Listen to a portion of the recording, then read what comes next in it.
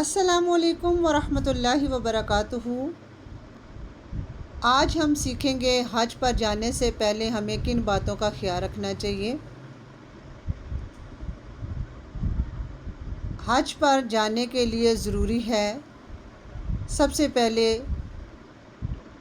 اپنی نیت کو صاف کریں، خالص اللہ کے لیے کریں، نہ کہ اس میں کوئی دکھاوا ہو۔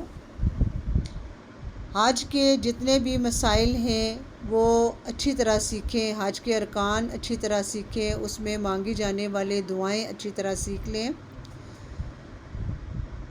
ضروری سامان جس میں ادویات، آرام دہ کپڑے، احرام اور جو آپ کی دستاویزات ہیں، کاغذات ہیں، وہ اپنے ساتھ رکھیں۔ اپنی صحت کا خیال رکھیں، سفر سے پہلے میڈیکل چیک اپ کروائیں۔ حقوق العباد ادا کریں، لوگوں سے معافی مانگیں اور اپنے معاملات صاف کریں۔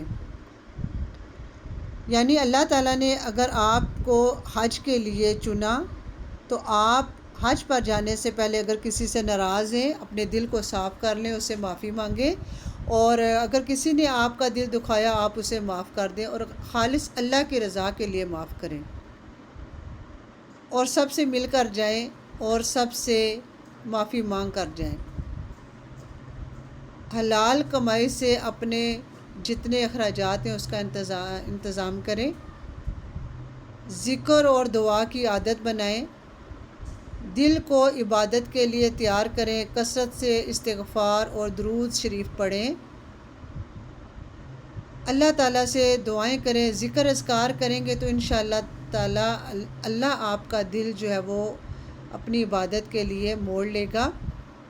یاد رکھیں یہ ایک روحانی سفر ہے، اس سفر کو آپ نے صبر، عاجزی اور اخلاص سے طے کرنا ہے۔